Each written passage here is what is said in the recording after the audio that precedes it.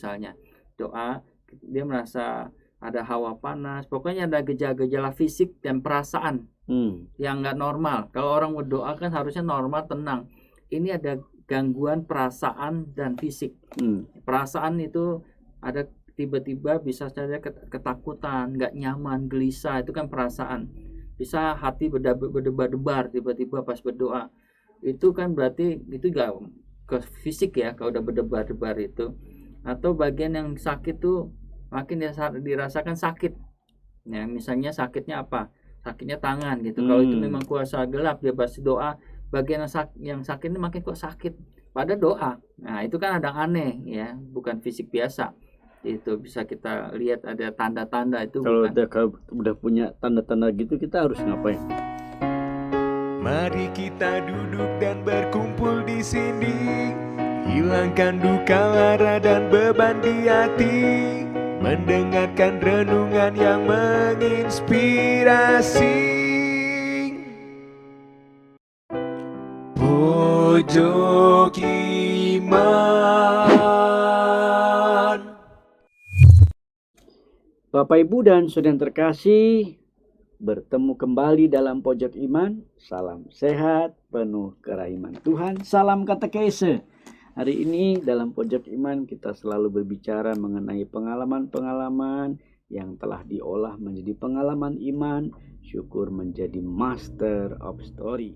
Romo Herman hadir, teman saya yang akan bercerita tentang pengalaman. Hari ini selamat datang Romo Herman. Terima kasih, salam Iman. sehat. Semoga nggak bosan-bosan ya. Berkat Tuhan. Ya.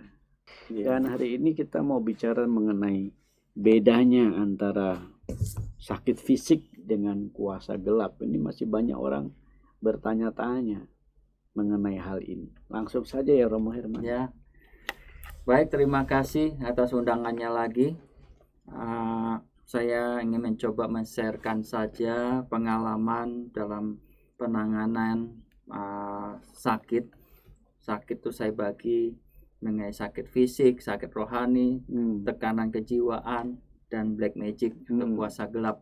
Nah, sekarang berkaitan dengan bedanya apa antara fisik dengan kuasa gelap. Ya. Tentu sangat mencolok kalau misalnya berhadapan begini. Kalau sakit fisik energinya nggak terlalu kuat. Ya, kalau sakit karena black magic atau kuasa gelap dia datang, saya udah merasa udah getarannya sudah lebih cepat ya. Terasa gitu ya. Malah besar. Ya, saya ya bahasa saya energi kadang-kadang orang sakit, saya mungkin orang misalnya sedang di rumah sakit dia nggak bisa ngomong, saya deteksi melalui energinya. Bagian yang ada energi pasti dia akan merasa bagian itu yang gak nyaman atau sakit, yang sumbernya sakit itu, di situ. Ya. Nah, itu secara fisik harus dideteksi dan jarak dekat. Paling tidak untuk sekarang ini saya alami. Oh gitu ya. Nah, kalau sakit black magic nggak ada pusatnya kadang-kadang. Seringkali satu tubuh aja kayak itu udah ada energi. Nah, saya bahasa ada selubung gelap. Nah, itu yang harus dilepaskan. Selubung gelap. Selubung gelap itu bahasa saya, bahwa ada selubung gelap karena dengan buka tangan begini udah berasa ya, sehingga pasti ada tubuhnya ada selubung gelap di situ. Itu perbedaan saya yang menghadapi. Tetapi tentu saya juga suka menanyakan pada yang bersangkutan setelah tahu perbedaan itu. Umumnya yang sangat mencolok kalau sakit kuasa gelap itu biasanya sakitnya cepat dan langsung berat, tidak ada proses inkubasi. Kalau sakit fisik kan demam dulu atau apa, ada proses yang nggak cepat, tiba-tiba nggak bisa jalan, itu harus dicurigai semalam dalam hitungan malam ya. Itu biasanya diikuti dengan situasi orang itu beberapa hari sebelumnya dia sudah merasa gelisah, merasa ada ketakutan. Nggak mungkin masa sakit fisik udah tiba-tiba merasa ketakutan, gelisah ya. Ketakutan, gelisah itu tanpa alasan. Kayaknya ada yang takut aja tapi dia nggak tahu apa, gelisah.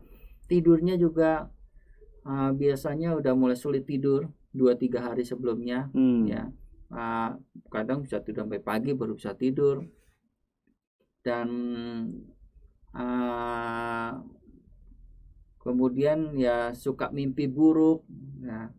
Mimpi waktu buruk tidur masuk tuh. ya mimpi buruk, pokoknya sesuatu yang menakutkan gitu ya, mimpi-mimpi yang menakutkan. Sekali-sekali atau tiap kali? Dalam 3-4 hari itu. Ya, ada berturut-turut masa sebelumnya gitu. Dan itu kadang tidur juga mimpi buruk dan bangun kagetan gitu ya. Pokoknya ada situasi yang nggak normal. Kalau sakit fisik kan biasa saja. Kalau kita sakit kanker pun ya sudah ada proses kan, ada segala macam ya. Atau gimana ya, ada sakit kaki nggak bisa jalan pun mulai dari pegel-pegel kan ada proses inkubasinya ada. Ini enggak. Tapi ditambah yang harus kita sadari, ditambah dengan beberapa gejala tadi, kegelisahan, ketakutan tanpa alasan. Kayaknya ada ketakutan yang menghantui gitu, tapi dia nggak tahu. Kemudian tiba-tiba sakit, ini hasil curigai. Ini pasti bukan sakit yang normal fisik gitu. Pasti karena ada kiriman. Nah, hal itu. Ya, itu tanda-tanda umum. Ya. Itu orang bisa tuh deteksi itu. Ya kalau dari energinya ya. Membedakan fisik nggak fisik sebenarnya dengan foto juga bisa kita tahu. Bisa kuat sekali ya. Meskipun saya kadang-kadang kecuali mendesak, saya membantu lihat foto, karena saya biasanya mau to the point, membantu kok setengah-setengah kan. Kalau orang itu datang enak langsung selesai kan. Betul. Foto itu cuma auranya yang diberisikan. Ya, hanya dilihat auranya, nempel di situ ya. Iya, auranya ketahuan, dari berasa energi yang ada, auranya. Nah, itu akan dibersihkan. Biasa kalau dibersihkan mungkin orang itu merasa agak lebih enak, tapi enak kan tuntas kan, ketemu orang langsung bersihkan orangnya tuntas gitu ya. Dan perbedaannya ya mungkin ya kadang-kadang sakit fisik juga kalau Tuhan berkenan setelah didoakan bisa langsung pulih ya. Maka saya selalu mengatakan setelah mendoakan, apa yang kamu rasakan, biasanya pasti ada perkembangan, entah 20%, ya 50%, ada yang langsung bisa. Nah, tetapi kalau untuk sakit karena black magic biasanya langsung ya, harusnya ya. Ya langsung dipulih. Jadi sumbernya dibuang udah. Hilang kan? Seketika itu. Iya, biasanya langsung. Kamu bisa. Iya. Nggak pakai proses. Kecuali black magic itu sudah menyerang ke fisiknya. Lalu ada kaitan dia punya kelemahan fisik, itu bisa ya. Ke penyakit dia gitu. Udah punya penyakit, diserang ke bagian situ. Nah, sisa-sisa itu masih ada. Tapi kalau hanya magic saja, biasanya kalau energinya sudah dibuang, pusatnya dibuang, biasanya sudah langsung hilang lebih cepat. Apalagi yang disebut ketempelan. Nah, ketempelan yang membuat dia sama perutnya sakit. Ini ketempelan, kita ambil, kita buang ya. Ketempelan itu maksudnya gimana sih, Romo? Ketempelan itu ya bahasa saya juga, itu artinya ada dia disentuh oleh kekuatan gelap. Ya, hanya disentuh. Biasanya bisa jadi roh yang menyentuh itu adalah dia punya sakit tertentu. Ketika dia menyentuh, orang itu mengalami sakit seperti dia meninggal. Nempel itu maksudnya dari energinya. Nempel dengan sendirinya atau ditempel. Roh itu yang pengen nempel? Roh itu menempel. Kenapa mau ya? Ada kriterianya nggak nempel sama siapa? Bisa saja dia karena memang ingin punya niat buruk, niat buruk bahwa memang ingin membuat sakit dia, bisa juga. Karena kita nggak tahu, bahwa yang pasti kasus itu ada. Orang beriman bisa ketempelan. Orang sebenarnya roh yang selalu ingin membuat jahat tuh nggak begitu juga ya, karena dia tahu resikonya ya. Karena dia sebenarnya dalam penantian mengharapkan doa kita supaya bisa kembali. Kalau dia buat jahat dengan kemauannya sendiri, sebenarnya jarang juga, kecuali memang dia punya sifat jahat di dunia ini ya. Mungkin ke bawah bisa juga ya. Jarang sih kalau memang dia mau jahat sendiri, kecuali disuruh dukun. Kecuali memang dia punya sifat jahat juga kali. Tadi kan kita bicara tentang ketempelan itu sendiri. Kenapa kok bisa kita ketempelan? Apa kita kurang iman? Atau emang lagi bengong? Atau emang lagi ada banyak problem, kita mudah ditempeli. Dan roh jahat tadi kan Romo Herman bilang, roh itu ya mau. Apakah ini? Dan tadi kan saya tanya, kalau orang beriman bisa nggak? Katanya seharusnya roh jahat itu nggak mau nempelin yang ini, karena ini udah ada isinya semua, resikonya tahu kan. malah lebih cenderung yang ini. Betul apa enggak? Atau gimana menurut Om Herman? Untuk pastinya mengapa dia menempelkan orang, memang saya agak ragu mengapa, tapi mungkin dia punya niat-niat sendiri, entah dia berbuat sesuatu yang salah, berbuat satu salah, misalnya melanggar sesuatu, melanggar bisa katakan pipis sembarangan atau apa, itu bisa ketempelan, atau ada kasus-kasus lain. Tapi saya menemukan untuk kasus ini penyembuhannya lebih cepat. Oh gitu ya. Karena intinya tidak ada. Karena dia menempelkan, hanya ketempel, dipegang, jadi hanya jadi sakit, dilepas aja. Nah, dipegang hanya energi yang ke bawah aja di situ, sehingga tidak ada inti. Kalau intinya kan dimerasuki, kemudian ada itu ada intinya, itu kan nggak ada intinya. Ada pengaruh sehingga kita jadi jahat juga gitu. Biasanya kalau kasus ini akan terjadi, harusnya dia doa, dia akan semakin terbukti lagi. Orang-orang yang kena selubung gelap, termasuk ketempelan, kalau berdoa, biasanya dia merasa tidak nyaman juga, gelisah, dan bisa jadi yang sakit akan merasa makin sakit, kan aneh toh, gitu. Atau tiba-tiba berdoa semacam ada hawa panas di tubuhnya, ya ada hawa panas di tubuhnya. Itu dalam doa? Ya, sambil doa rosario misalnya, doa dia merasa ada hawa panas, pokoknya ada gejala-gejala fisik dan perasaan yang nggak normal. Kalau orang berdoa kan harusnya normal, tenang. Ini ada gangguan perasaan dan fisik.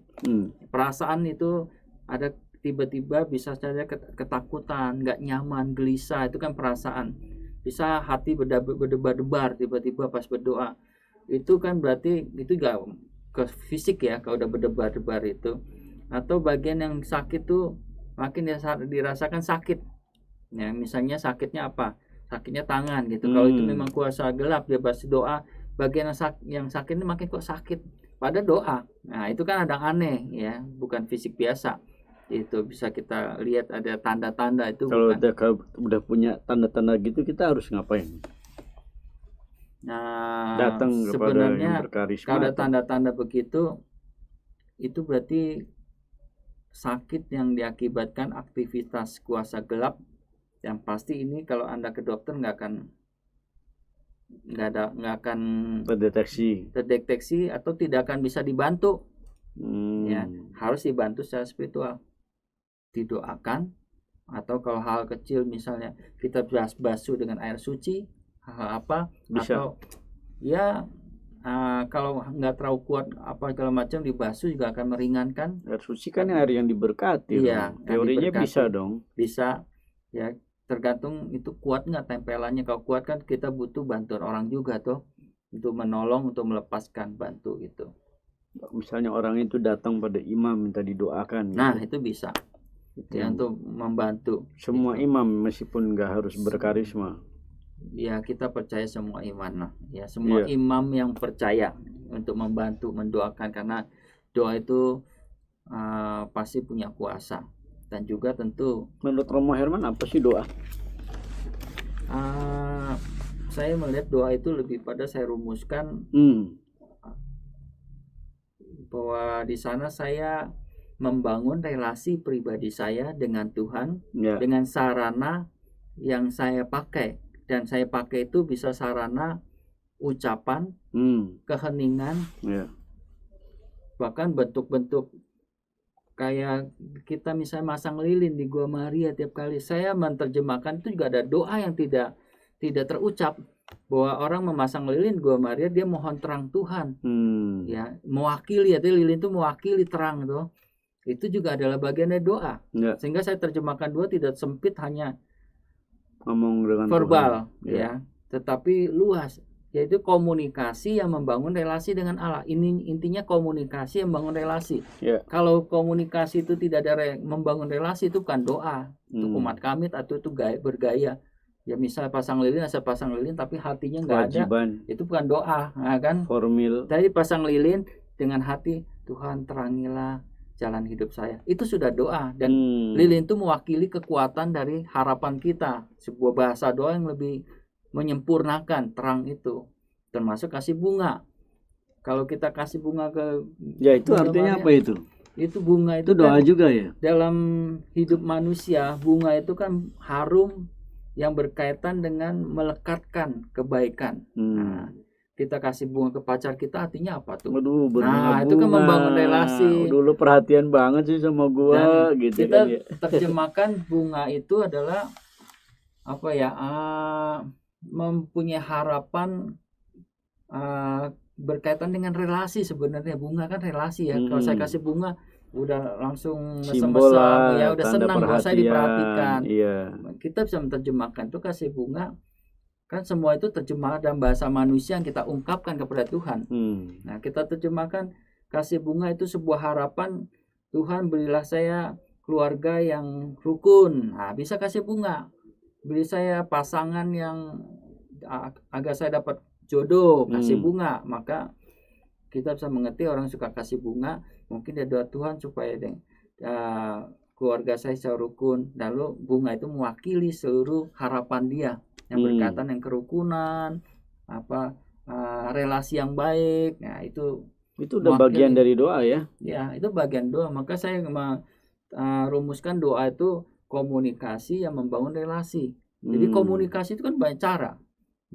Kalau saya begini nggak ngomong pun udah komunikasi, asal dia ngerti. Dengan begitu kan udah bangun relasi.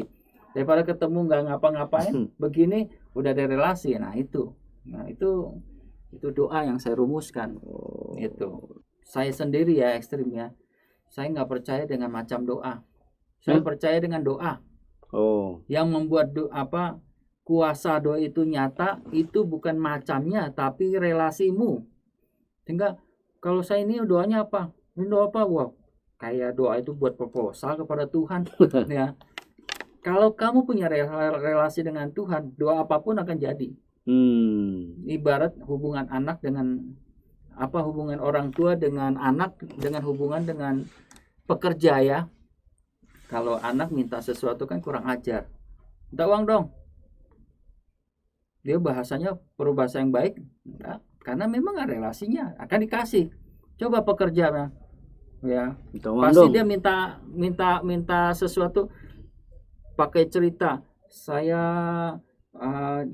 karena situasinya begini, muter-muter dulu. Punya utang, jangan-jangan kita yang doanya berbelit-belit, kita relasinya jauh dari Tuhan. Malah begitu ya. Jangan-jangan ya aku ya kata hatimu bagaimana. Kalau saya dekat dengan Tuhan, saya mengatakan Tuhan saya mau begini. Tuhan memberi kok. Ya. Ditutup dengan doa gereja biasanya. Saya kan mendoakan orang kan begitu. Tuhan saya mau supaya orang ini disembuhkan dari sakit penyakit yang dirasakan pada saat ini. Saya tutup dengan 1 kali Bapa kami, 3 kali sama Yesus. Doa gereja artinya saya tidak sendiri, tapi gereja yang menyertai saya. Gereja, nah, ya. Pun kalau ada kuasa gelap, kita harus mendoakan. Doa yang paling pas apa ya doanya? Pak Romo Henan sering kali bilang 7 kali Bapa kami itu. Nah, saya intinya ikuti kata hatimu. Jadi kan kalau kita orang yang mengatakan doa itu ada boleh rumusan yang baik itu sangat membantu ya.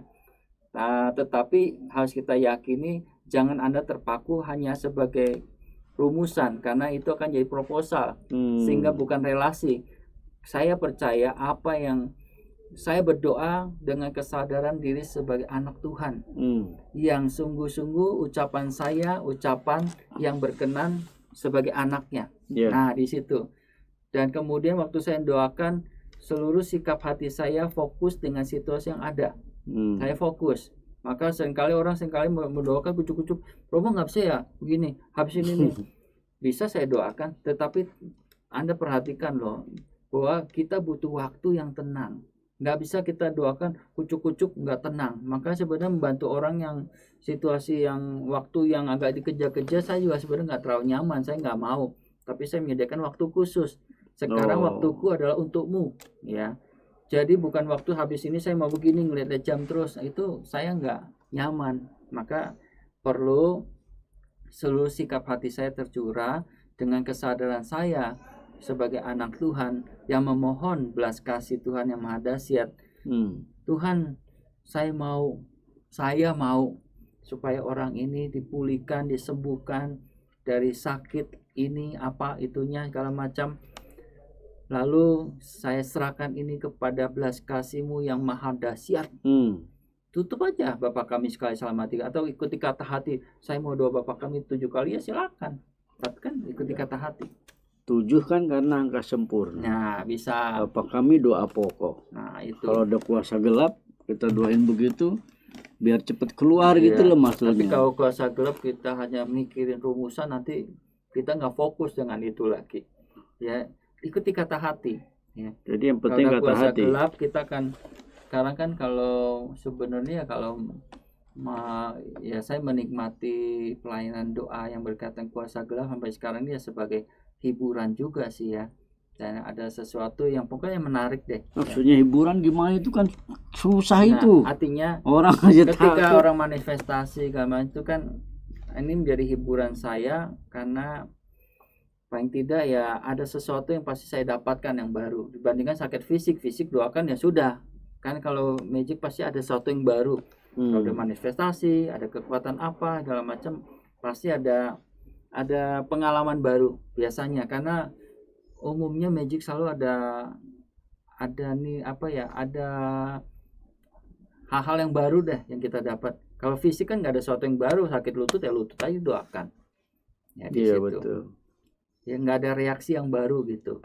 Kalau magic pasti ada reaksi yang baru. Nah, entah sangat berbeda atau enggak ya pasti ada. Beda gitu ya. Dan itu menjadi hiburan juga. Heran ya, kenapa malah hiburan gitu loh. Saya malah menghadapi begini susah. Ya mungkin Romo udah karisma. Romo kan emang udah mau melayaninya di situ fokusnya. Nah, apalagi kalau berkaitan dengan magic, sebenarnya saya lebih tertarik dengan itu. Itu menjadi hiburan karena saya tahu dia banyak hal. Setelah itu pasti saya mendapatkan sesuatu yang pengalaman baru gitu ya, dan itu bisa dinikmati. Saya senang itu kalau itu ada waktu yang cukup lama ya. Kalau waktunya agak mepet ya kita mau cepet-cepet lah bantunya. Kalau lama kita bisa santai ya, menangani dengan menikmati reaksi-reaksi yang ada, manifestasi yang terjadi kita nikmati gitu. Tapi kan saya punya pengalaman baru, misalnya mau menutup ruang itu kan semua dari pengalaman dari situ. Iya. Bagaimana saya menutup itu kan adanya suatu inspirasi baru. Tapi Romo selain maaf ya mungkin ya Romo ingin merumuskannya dengan supaya ini menjadi sukacita, bukan beban, bukan terpaksa. Maka Romo bilang pelayanan ini bagi saya menjadi suatu hiburan gitu ya, yang membuat Romo juga tumbuh berkembang. Mungkin karena minat kali jadi hiburan ya sebenarnya. Concern, kepedulian kan. Tapi buat saya, maksud saya mau bertanya lebih jauh lagi kan, kayak gini kan berhadapan dengan yang lain-lain ini. Romo harus puasa juga atau harus meditasinya gimana? Kalau doa di luar waktu khusus ketika menangani orang. Kalau saya puasa membantu orang, saya nanti bisa puasa tiap hari kan. Karena saya punya ritme selalu bisa, meskipun saya kasih jadwal ya. Sampai sekarang sih untuk itu saya tidak puasa, tapi pasti tiap hari berdoa. Pasti pagi saya biasa doa rosario segala macam, malam kadang-kadang doa. Kalau ada waktu masih mencukupi saya suka meditasi Yesus. Itu saja ya, yang lain-lainnya nggak ada yang sediakan sih. Ya makan juga tetap lancar. Yang penting doanya ya, doanya kuat, tetap concern. Doanya bukan kuat juga, dalam arti memang itu dari ritme saya, ritme hidup lah ya. Artinya kalau orang pengen mencintu Romo kan sangkain nggak perlu doa ya, enak aja. Enggak dong, itu dari ritme hidup lah. Saya tiap pagi rosario gitu. Kalau pagi nggak bisa, malam itu yang nggak pernah saya lepas selalu, karena itu yang membawa saya mendekatkan diri pada Tuhan. Romo rosario tiap hari berarti? Tiap hari. Sesuai dengan ini nih, Beato Carlo Acutis, tiap hari lo rosario. Ya artinya jangan kita lihat doa itu sebagai beban. Saya selalu merasakan ketika saya duduk berdoa, saya merasakan saya sungguh-sungguh identitas saya semakin diteguhkan, saya anak Allah. Dan saya merasakan damai. Tapi ketika saya punya jam itu di hadirat Tuhan, ada kekuatan, saya tegaskan, saya dipercaya.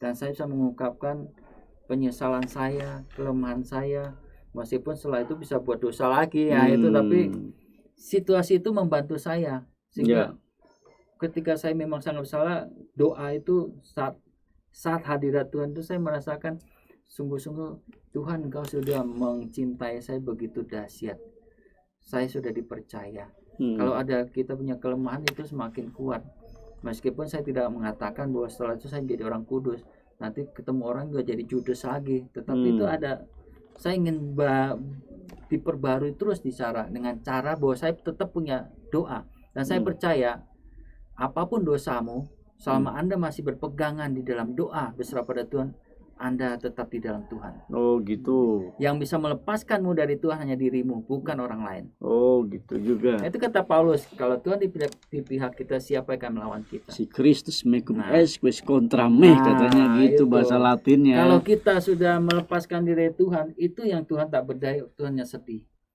Selama Anda tidak melepas, Tuhan tidak akan melepaskan engkau. Tuhan tidak akan sepihak membuang engkau. Nah, percaya itu. Apapun dosamu, apapun keburukanmu, selama Anda masih berdoa, Anda masih di dalam tangan Tuhan. Ya, berarti kan saya garis bawahi betapa pentingnya doa untuk hal apapun, apalagi kalau ini menjadi habitus. Roma kan sudah habitus. Habitus itu adalah style kebiasaan ya, yang sudah ya ini keseharian, tanpa paksaan lagi, tanpa beban lagi. Tapi kan saya mau merumuskan ini juga bagian dong Romo, untuk bisa pelayanan seperti ini kan nggak biasa. Mungkin juga kali. Tapi saya lihat ya doa itu mengalir. Ini ada, kalau satu hari nggak doa yang harus itu, kayaknya ada kurang. Loh, kalau kita kan udah punya jadwal-jadwal yang bisa kita doakan. Kan kadang-kadang pagi kita ada jadwal, misalnya ada orang yang membutuhkan karena mendesak, kita kehilangan doa pagi bisa tuh. Oh ya. Karena hidup itu kan selalu ada hal yang lain. Kematian dijemput pagi-pagi bisa jadi kan. Itu hilang, bisa kita sore. Itu sore udah kemalaman. Mau nggak mau malam saya. Malam kecapean gimana? Capek ngantuk. Biasanya saya punya komitmen besoknya saya 2 kali. Kalau menurut Romo doa pas mengantuk begitu energinya kuat gak?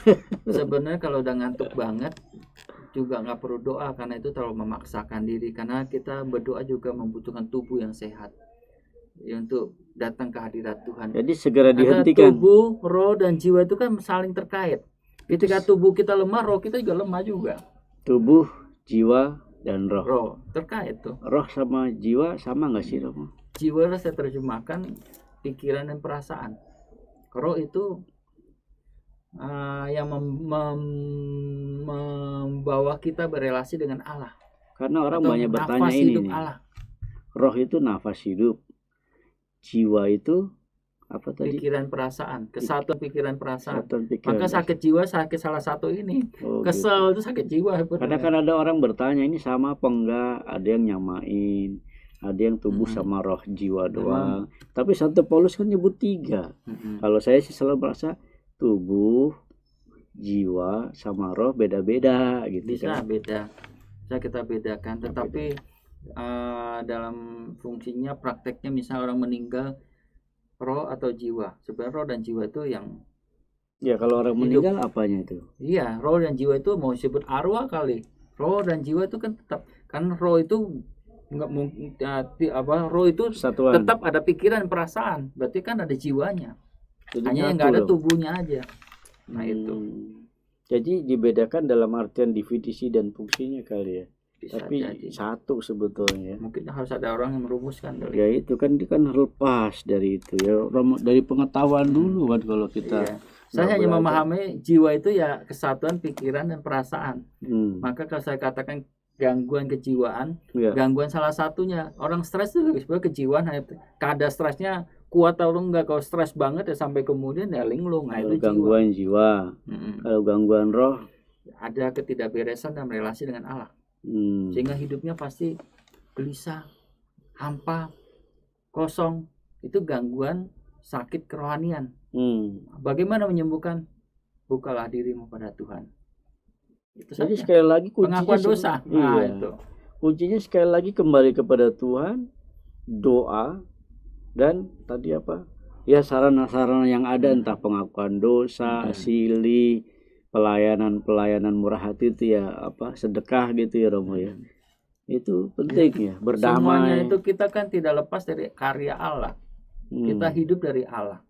Dan kita berkembang di dunia ini menjadi jiwa yang besar itu karena pergumulan tubuh kita yang mau mati raga, yang mau menderita, mau mengabdi Tuhan. Itu kan semuanya itu sangat melemahkan membutuhkan mati raga. Saya orang yang mau melayani itu kan mati raga. Melayani dengan ikhlas itu kan mati raga. Dia berkorban tapi selalu ada sukacita, rohnya mengalami sukacita di situ. Tapi tubuhnya yang payah. Misalnya saya bantu Romo Rudi ngangkat capek dong tubuh saya. Nah, tapi ada sukacita, roh saya sukacita. Nah, itu. Tapi satu kesatuan, nggak bisa dipilih. Orang yang sakit jiwa mempengaruhi tubuhnya. Orang yang sakit rohani mempengaruhi tubuh juga. Kalau orang lama-lama hidupnya hampa, dia juga hidupnya nggak bisa menikmati kesenangan tubuhnya. Dengan kata lain, semua keutuhan dong, semuanya saling berkesinambungan. Ya, maka nggak bisa dipisahkan. Penyembuhan saya selalu menerjemahkan pemulihan kelemahan tubuh, roh dan jiwa. Oh, jadi kalau ini ada yang sakit, yang harus dipulihkan adalah tubuh, jiwa dan roh. Dan sebenarnya pemulihan sakit itu kasuistik. Banyak orang menerjemahkan seakan-akan sakit udah sakit mah aja dikasih obat. Sebenarnya kasuistik maka harus ditangani secara kasuistik. Kasus bisa saja sama-sama saya sakit Romo Rudi sakit saya sakit karena stres, ini Romo Rudi sakit karena makan nggak teratur, bisa saja. Jadi kasus. Maka dalam pelayanan doa kadang-kadang saya melihat ini masuk kasus mana ini. Oh, diteliti lagi dulu ya. Ini kasusnya mana, berapa persen di sini, kita persentase. Ini kasus sakit fisik 100%. Bisa. Sakit jiwa. Ya. Ini karena kejiwaan, ada gangguan kejiwaan. Ini berapa persen? Kalau gangguan kejiwaan sampai di atas 80% itu udah berat tuh. Berat itu ya. Itu hasil tangani terutama bukan karena obat yang membantu, bagaimana dia bisa memanage hati pikiran dia untuk berserah pada Tuhan. Itu yang akan membawa dia sembuh, bukan obat. Kalau udah di atas 80%. Karena kanker bisa saja dia sakit karena unsur kejiwaannya, stres berat. Dia dioperasi akan cepat lagi. Selama ininya tidak di-manage. Jadi harus disembuhkan mananya dulu nih. Makanya untuk pemulihan yang keseluruhan komprehensif, kalau memang ada kaitan kasusnya itu dia sakit juga ada karena unsur kejiwaan itu harus ditangani juga, bukan hanya ditangani secara kedokteran. Jadi kejiwaan secara spiritual harus ditangani. Misalnya dia selalu direndahkan, dikucilkan, ditekan, sakit batin dong nih, kalau itu tidak ditangani susah, nggak akan selesai. Siap. Terima kasih Romo Herman. Kita kalau bincang-bincang ini luar biasa ya, waktu terus berjalan, tapi asik ya. Romo punya pengetahuan banyak. Kalau bisa ada buku-buku yang bisa ditulis itu, banyak netizen banyak mau beli buku Romo Herman di mana ya gitu. Sedang dicari yang bisa menerbitkan lah nanti. Yang dicari yang bisa jadi belum diterbitkan nih Romo ya. Tapi sudah jadi draft buku ya. Iya. Sudah dan jadi. Selalu saya tambah. Sebenarnya pengalaman kan jadi nggak pernah selesai dong, nggak pernah terbit dong nanti. Iya kayaknya. Nah, pemirsa mau nanya gimana mau kita beli. Yakin suatu saat ada waktunya, saya ada yakin. Waktu, ya. Terus menambah tuh memperbarui, karena itu kan pengalamannya. Pengalaman kan selalu menemukan yang selalu lebih mendekati itu. Apa yang perlu supaya jangan sakit fisik dan kuasa gelap? Mungkin Romo bisa kasih insight. Supaya kalau sakit fisik kan itu sudah hukum alam ya, kita salah makan, sakit fisik termasuk juga sakit tua, ya, salah makan, virus, corona itu semua sakit fisik sebenarnya, ya bakteri, dan ya paling menjaga kesehatan ya supaya kita tetap segar. Kalau magic itu kan kadang-kadang bukan salah kita, tapi orang yang punya niat-niat buruk untuk mengganggu kita. Tapi hal yang membuat orang bisa kuat di dalam menghadapi kekuatan magic adalah memiliki kejiwaan dan kekuatan batin yang kuat ya. Kalau jiwanya lemah, sebenarnya nggak diganggu pun bisa terganggu. Jiwanya lemah. Tapi kalau orang jiwanya kuat, punya kehendak batin yang kuat, dia nggak mudah terganggu. Dia punya jati diri yang baik. Yang kedua adalah selalu percaya akan kuasa dan pertolongan Tuhan. Ya, kita membantu orang dia nggak percaya pada pertolongan Tuhan, kuasa Tuhan, ya percuma. Sama aja ya. Kerja sendiri. Sia-sia, ya. Apalagi berkaitan kuasa gelap, dia diserang terus, tapi ketakutan itu adalah lawan dari iman. Lawan iman itu bukan beriman. Lawan dari beriman bukan tidak beriman, tapi lawan dari beriman adalah takut sehingga itu berarti orang yang tidak percaya kuasa Tuhan, tidak percaya pertolongan Tuhan, dia selalu masa takut aja. Tapi percayalah, bahkan mati pun ya Tuhan, kamu milik Tuhan. Ya, itu kalau begitu menolong orang itu lebih mudah. Gitu ya. Dia punya kekuatan kejiwaan dan kekuatan batin yang hebat. Percayakan kuasa dan pertolongan Tuhan. Pertolongan Tuhan. Bukan sekedar berdoa loh. Doa belum tentu orang percaya pertolongan Tuhan.